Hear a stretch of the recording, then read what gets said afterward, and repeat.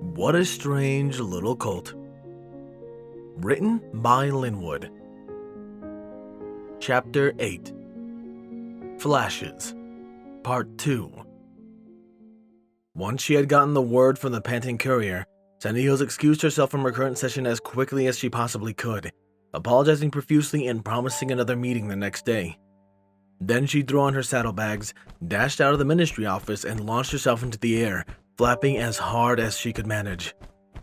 She was no racing Pegasus, but she thought that she must have been flying pretty damn fast, because she arrived at the schoolhouse at the same time as Rainbow Dash. The two glanced at each other, took one look at the little spot of bloody dirt on the path leading up to the school's front door, and made for the school like their tails were on fire. They thrust themselves at the front door in a clatter of hooves and a burst of feathers. The sight of a wide-eyed Cheerlee, an absolutely furious Filthy Rich, and a little green Pegasus staring at his own hoof greeted them. He still had his saddlebags on. The Amber Earth pony's head shot up when they entered and snapped towards them, disheveling his mane even more. Sandy, there had better be an exquisite explanation for why my daughter is with her mother in the hospital right now. He growled at the two with enough aggression to make them both take a step back. Hold on, Rich. We just arrived. We were just told that Gabriel had hurt some pony at the school. Yeah, what happened? Rainbow said, sounding a little defensive. Your Colt just about snapped my daughter Celestia's damned leg in half. What? Cheerlee looked at them, talking in a shocked voice. It's true. I saw the aftermath myself. There was an angle. So you had better start talking. Rich snorted and stamped his hoof, looking like he was about to charge. Hold on. Then he placed herself between Diamond's father and Rainbow, who was beginning to look red-faced. We just got here. We need to know what exactly happened. Cheerlee sniffed. I got the story from one of the cults. Rich's daughter got confrontational with Gabriel after school, apparently implying that he was embarrassing the other foals by asking too many questions during class, and implying that he was special. Of course she did, thought Sandy. When he faced away from her, Diamond hit him and he, responded by knocking her down and striking her foreleg. I ran outside the moment I heard your daughter, Rich, and I saw her on the ground with Gabriel standing over her, looking just like this. She gestured at the Colt, who, upon closer examination, seemed not to be staring at his hoof, but at something far, far past it. Hold on a minute. It sounds like your little brat hit Gabe first, Rainbow said as she pushed past the counselor. And he breaks her foreleg? What kind of reaction is that? He took it too far. He was defending himself. She was on the ground. He wasn't in any danger when he snapped her damned leg. Hey! Sandy placed herself between Rich and Rainbow again. Rich, we need to have a talk about the kind of Colt that Gabriel is. What? A psychopath? Sandy had to stop herself from smacking the stallion right then and there, snorting aggressively instead. He's just scared for his daughter. Instead of responding right away, she turned her head to the teacher. Miss Cheerlee, would you please bring Gabriel to the back corner of the room? She asked curtly. The bear nodded and wrapped a leg around the Colt, getting him as far away from the adult as possible, and murmuring to him all the while. Sandy returned her attention to Filthy, giving him the sharpest look she could manage. Filthy Rich, she began in a low, pointed voice. Let me be very clear. Gabriel was found on the edge of Ponyville in a state of near death Wednesday morning. He was rushed to the hospital and barely saved. And when we searched for him on the records, we found nothing. Any person that has cared for him in his past is dead or gone, and we believe he barely escaped from foal traffickers. What? The rage on the stallion's face mixed with hesitant surprise. Then he took another step closer. Let me be clear. I am not saying that what he did was okay. It absolutely isn't, and it'll be up to Gabe to make this right. But you need to understand, that Colt over there is terribly damaged. We have reason to believe that he was stolen from his real family at a very young age and raised by non-ponies, possibly in captivity. He avoids appearing like a fool at any cost and is terrified of loud noises. If he lashed out, I believe it's because it was instinctive, born from a demanding violent life. I assure you, Rich, that his actions, however intense, were in self-defense and were not intentionally cruel. Now I understand you fear for Diamond. I can't imagine learning that your only foal was unexpectedly hurt and taken to the hospital.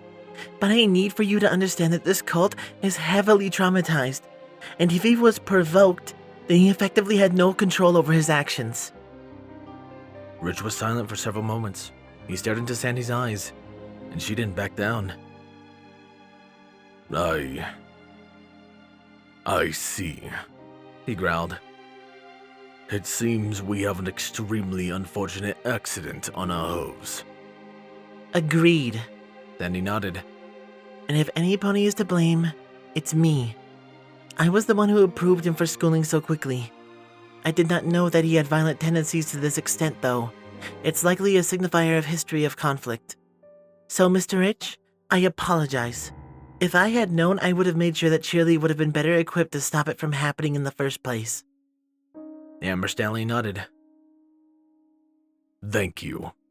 His voice didn't soften one bit, but he no longer looked as if he was about to explode. I expect this to be prevented in the future. I am not unreasonable, and I haven't forgotten what you've done for our daughter, so I won't press charges due to his history. But, he said with a stomp of his hoof, it would be absolutely inexcusable to allow it to happen again. Sandy dared to take a breath and prayed the stallion couldn't hear how shaky it was. Of course, Rich.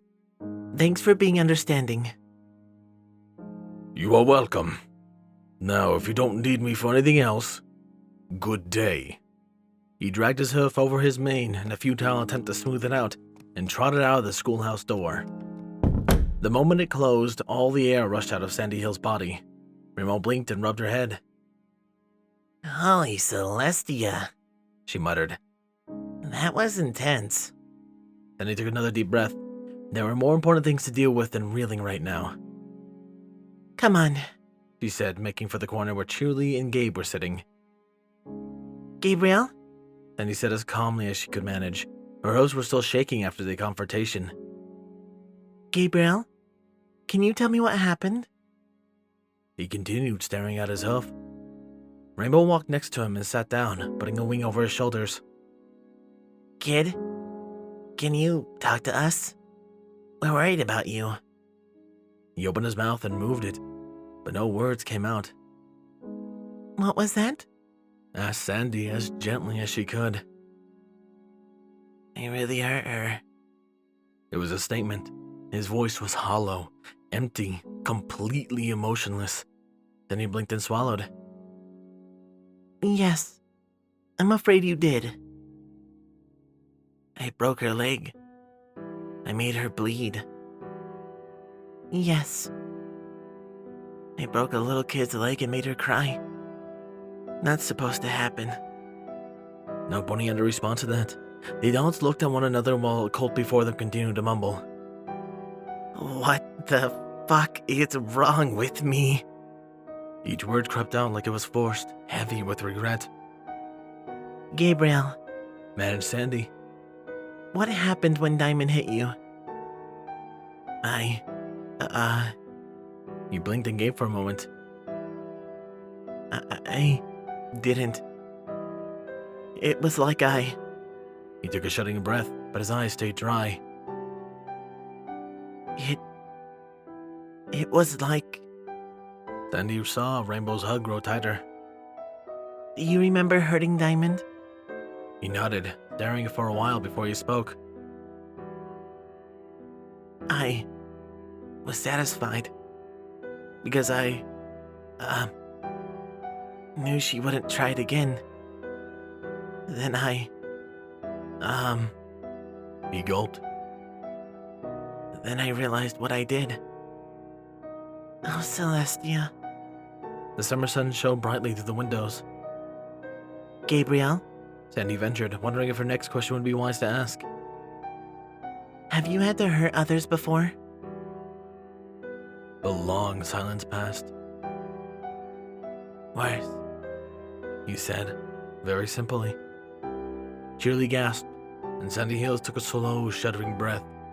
Rainbow Dash hesitated, then wrapped the Colt in her hose and squeezed him tight, scooping him in her forelegs. Her wings lifted him off the ground. Come on, kid. She said in a low, gravelly voice. Let's go home.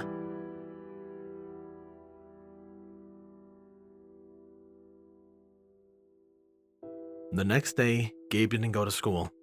He didn't leave his room. He left his drawing things out in the foyer of the condominium, wrapping himself in his sheets and sitting in his bed next to Tank instead. Rainbow Dash made sure he ate breakfast before she left for work, but it didn't feel like enough.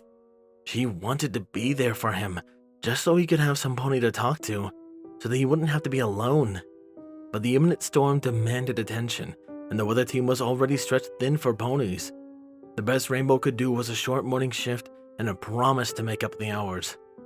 The Pegasus worried the whole time she wrangled storm clouds, punching her frustration and anxiety into the angry gray clouds being used to construct the thunderstorm. The shift couldn't have passed any slower, and when her time was up, she clocked out as quick as she could manage and bolted home fast enough to feel her wings scream. The kid's drawing stuff hadn't been touched. Rainbow threw her goggles on the hook and trotted upstairs to Gabe's room, but she hesitated outside the door. After a few seconds of thought, the Pegasus gently wrapped her hoof on the wood and pushed it open a hair. Kid? Are you there? Can I come in? No response. If you don't say anything, I'm gonna come in there, so you better not be doing something real embarrassing. Complete silence met her joking tone. Rainbow's frown deepened as she pushed open the door. The room was still as sparse and barren as the day the Colt had moved in. The blinds were drawn and there were no posters on the walls, no toys scattered on the floor. It just wasn't right for a foal's room. Rainbow bit her lip and trotted towards the lump under the blanket of Gabe's bed. Kid? The lump didn't move. You asleep? Darn it, what am I supposed to do? The Pegasus did her best to imagine that her mother was here. Her old mare always had a way with foals. A quiet came from the bed, muffled by the covers.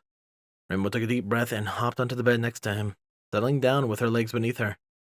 Tank raised his wrinkled head and expected a disturbance before laying it right back down.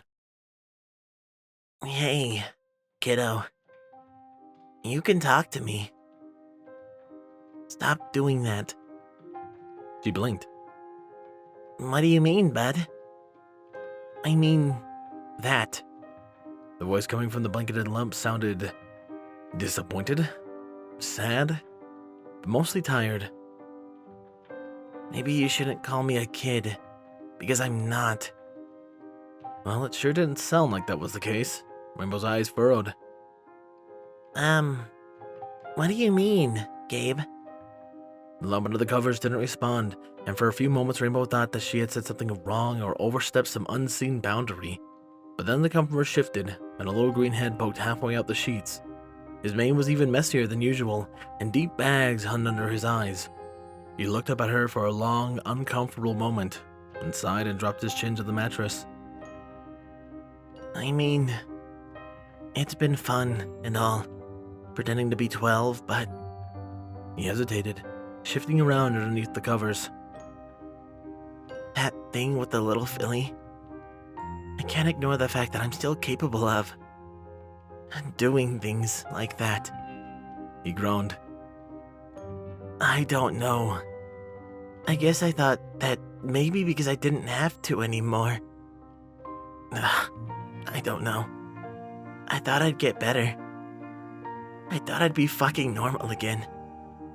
He snorted. Silly me. The kid spoke in riddles, but it felt like he was dancing around something he wanted to say, but something else was stopping him. Plus, pretending to be 12? What in the hay? What do you mean, pretending? He scrunched up his face. I mean, I wouldn't consider myself a real child. I have no clue what that means, but I guess he grew up a whole lot faster than he should have. She watched Tank crawl across the bed and lay down next to Gabe's muzzle, nuzzling him at a snail's pace. So, what are you really? It took real self-control not to add kid to the end of her question. Gabe looked at her. Someone who doesn't belong here, Rainbow. You all have something nice here, and I want to be a part of it. I really do. I think that's not supposed to happen. I can't ignore the fact that I just maimed a little kid. It wasn't your... It was. Gabe snapped at Rainbow. She couldn't help but take a step back. I should have been better. I shouldn't have messed with her. I knew that she'd be stupid. I just didn't think... He groaned and held his head on his hooves. It's on me. It has to be. She's just a kid, for fuck's sake. She struggled to find the words. Gabe. He sighed. I want to be a good pony, like you. But I think that no matter how hard I try, I'm only gonna mess up the way things should be. The hard truth is that I don't belong here. The Pegasus mare waited for a moment, then snorted. Gabe, I'll be honest. I'm really confused, and most of that went right over my head. But even I can tell that's bull. He blinked and looked up at her. What? All that crap about not belonging here? It's complete honky. He said with a smirk. His face fell and Rainbow knew she had taken a wrong turn. You don't believe me? Uh-oh. Think fast, Rainbow. I do believe ya. I believe you came from a really rotten place. One that didn't give you the chance that you deserved. But that doesn't mean you shouldn't be able to live here. The Pegasus produced what she hoped was an encouraging smile. Ponyville's like the most welcoming place in Equestria. We want you to be happy, dude. Nobody's trying to kick you out. The Colt nodded to himself for a second, his mouth set in a thin line. So why am I here then? Being given a second chance. I don't even know if it's the good idea to take it. Rainbow shrugged and put her most confident smile. I ain't trying to leave that kind of thing to big important eggheads like Twilight. So, what? So go with it. Give being a normal kid a shot. Make the most of it, I'd say. She snickered. Celestia knows, if I was a foal again, I'd do a lot of stuff differently. Gabriel looked down at his hooves, folding them over one another. What do I do? Dude, are you for real? Rainbow couldn't help but to laugh. You've got no responsibilities. You're a kid. Hang out with your friends, mess around, maybe get into a little trouble, whatever. You can do whatever you want. Whatever I want? He bit his lip again and set his chin down to the bed. But I really hurt that filly, Dash. That's not okay. Yeah, you did. Aaron rubbed the back of her neck. Which is why we're gonna have to make sure it doesn't happen again. It's also why Sandy is coming by in a bit to bring us to their place and apologize. Oh yeah. I guess that's a good idea, huh? Well, you can't hang under the covers feeling sorry for yourself forever. Gotta get back at it. She scooted closer to the lump, pressing her side up against it. Listen, I don't know what made you freak out so bad, but no pony's like that without having a pretty good reason. And it seems like you didn't really get to choose what to do when she hit you. He didn't respond. I know you're, not ready to talk about that stuff. So just know that I'm willing to listen for when you're ready. Still nothing. Alright? He gave her one tiny pathetic nod and a mutter. I didn't hear you, kiddo. Alright, he said, louder and somewhat begrudgingly. That put a smile on Rainbow's face, and she bumped him with the edge of her wing. That's better. Now, dude, you've moped around all day and it's time to clean up. We both smell terrible. Come on, I even let you use the shower first. The rich family home was pretty damn impressive, all bright brick and thick wooden beams. The three-story mansion stood tall, with well-trimmed ivy scrabbling around its roots and big, imposing windows smattering its front. Even in the warm light of the mid-afternoon, the front entrance made for an intimidating place to stand. Sandy Heels gently nudged the little colt before with her hoof, motioning towards the doorbell. Go on, Gabriel, She said, her voice gentle, but with a firm quality that let Gabe know he didn't have too much choice in this particular matter. The doorbell's right there. He looked back up at her with a strange gaze of this, but didn't speak. We know it's gonna be awkward, Rainbow Dash said. but we'll be right here the whole time. You can do it. It wasn't the first time that the tan-brown Pegasus mare had stood before the massive mahogany doors. After the incident, Sandy was taking no chances. She had made sure that it would be okay for his little apology party to go down in the first place. The little green colt straightened his neck and walked up to press the little white button beside the expensive entryway with a hoof. The muffled sounds of bells came through the doors. A minute later, they produced the sound of a deadbolt being turned and swung open to reveal Mr. Rich. It took an extra second to spot his daughter, who huddled behind him. He fixed a hard look at Gabe before nodding at the two adults flanking the colt. Sandy Hills, Rainbow Dash, Gabriel. Then he turned back to his little filly, and his voice softened a great deal. It'll be okay, dear. I promise. Diamond wordlessly glanced up at her father, then swallowed and hobbled out from behind him. A nasty purple bruise marred her little cheek. Her tiara was missing, and a blank white cast encased her foreleg, making it look not unlike Gabriel's had only a few days ago. She carried her head low, and her eyes kept darting to the stallion beside her. Then he coughed and nudged the little green foal again, a little firmer this time. Gabriel, do you have something to say? He blinked himself out of a wide-eyed stare and cleared his throat. Diamond, I wanted to say I'm really sorry for breaking your leg. He winced as he said it. I shouldn't have antagonized you. I didn't mean to hurt you. That was wrong, so I'm sorry. He lowered his head. His voice was so shaky, so different from its usual confident, calm tone. Diamond Tiara swallowed and rubbed her cast, looking left and right before giving a tiny nod, then looked up at her father for a second, only raised his eyebrow. I'm sorry too. She said, her voice almost inaudible. For hitting you, I mean. Nothing more was said. I think that's the best that we're gonna get. Then he sighed internally. She didn't expect Diamond to forgive him right away, but she could tell this was going to take a long time for them to get over. Which apparently agreed. Thank you, Gabriel. He said in a very stern but not unfair voice. That was very mature of you. I expect this to never happen again. The little foal met the stallion's gaze. No, sir. Never. The colt said with a bit more strength in his voice. I won't let it. I promise. Good to hear. Now, if you'll excuse us. Diamond retreated back into her home, looking relieved, and Rich gave them all another curt nod before shutting the door, leaving the three standing on the porch. Wow, Said Rainbow as she eyed the doors, her voice low. I've never seen her like that before. Sandy turned to Gabe, kneeling down to look him in the eyes. That was very good, Gabe. It was your nice first step, and I'm sure that with enough time, you'll be able to make it up to her. But that's all you can do for now, okay? He nodded, picking up a stone porch with his hoof. Yeah. Then he smiled. Now, I stopped by the schoolhouse to pick up the materials you missed today.